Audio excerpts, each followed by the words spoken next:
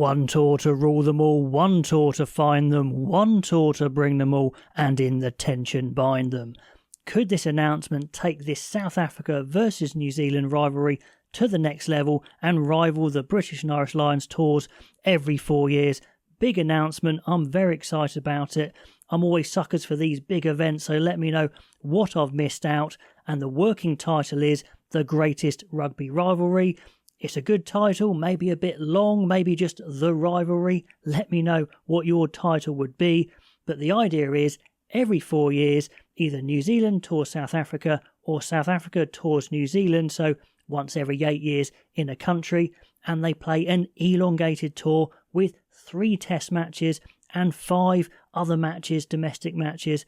I'm super excited. Now, New Zealand are in South Africa at the moment for the Rugby Championship, and behind the scenes, they've agreed to this idea. In principle, they will need World Rugby's sign-off. But yeah, 8 games, 3 tests, and the 5 domestic sides work pretty nicely for New Zealand. They've got 5 anyway: Blues, Chiefs, Hurricanes, Crusaders and Highlanders.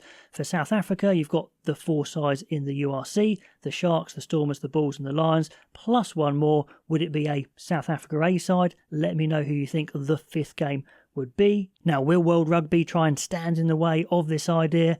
I don't think so. It is a little bit harsh, or maybe a lot harsh, on Australia and Argentina, but it would also be huge for rugby in general. So much money, so much exposure, excitement, marketability. Whatever the compromise comes to be with Argentina and Australia, they're probably going to lose a bit, but on balance, where are World Rugby going to go? I think they're going to probably give this the green light. Now, when in the calendar will this happen? Well, surely it's going to happen in the window for the Rugby Championship to allow enough time.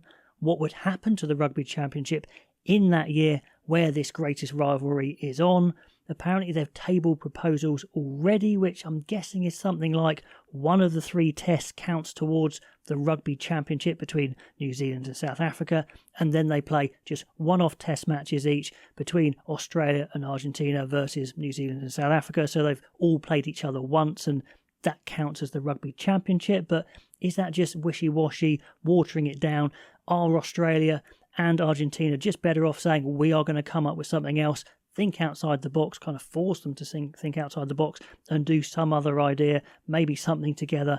I don't know. Certainly, Australia, Argentina won't be happy with this, but yeah, they're going to have to think of what is the best solution here. Let me know what you think. Should they just carry on with the Rugby Championship and make it a bit of a watered-down version, especially since the main event has been the Greatest Rivalry Tour, or do something else? Let me know what you think's going to happen. But I think what's undeniable is that South Africa and New Zealand have dominated the world game. They've dominated World Cups. They've dominated the Rugby Championship itself. So these are consistently the 2 best sides in the world.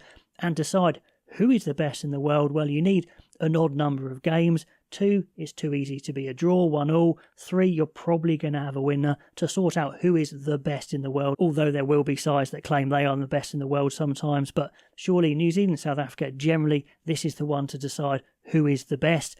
Certainly, every 4 years there's going to be a massive home advantage, but that's just part of the excitement, I think. Now, this tour will be so lucrative to the home nation especially. Those test matches, of course, will be packed out, but those domestic matches as well. They're one chance in 8 years to knock over the All Blacks or the Springboks. That's going to pull in huge crowds.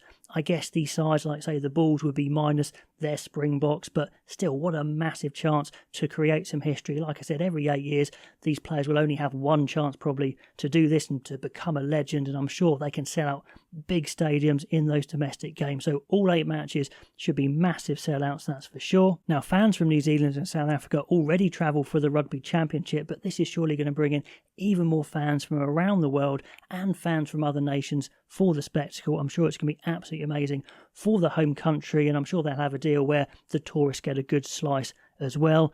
Could it rival the British and Irish Lions for commerciality? I don't know. Now, the first tour is slated to be in 2026, where New Zealand go to South Africa, so that's 1 year after the British and Irish Lions and 1 year before the Rugby World Cup. And I think this is a massive chance to develop players 1 year out from a World Cup. You're going to take a big squad anyway for those 3 test matches and the 5 other games. So 36 players, maybe more, I don't know. And they're all going to be involved. It's not like where you go for 2 games in the Rugby Championship and a load of players just don't play at all. Everyone's going to get involved, and even if players don't play in the test matches, those other 5 games will be at such a high intensity. It's the closest you could get to international rugby, so you could see so many different players, see what they like under that pressure, try and develop them 1 year out from a World Cup to give you a great idea of which squad you should take to that World Cup. Now, as I said, I'm a bit of a sucker for these big events, so I'm excited. Surely New Zealand and South Africa fans are going to be overwhelmingly supportive of this idea, unless I've missed something, which I very well may have. Argentina, Australia, going to have a little think of what they're going to do about this, because they could miss out a bit or a lot. Let me know what you think about it. Are you as excited as I am for the Greatest Rugby Rivalry tour? Comments below, and I'll catch you next time.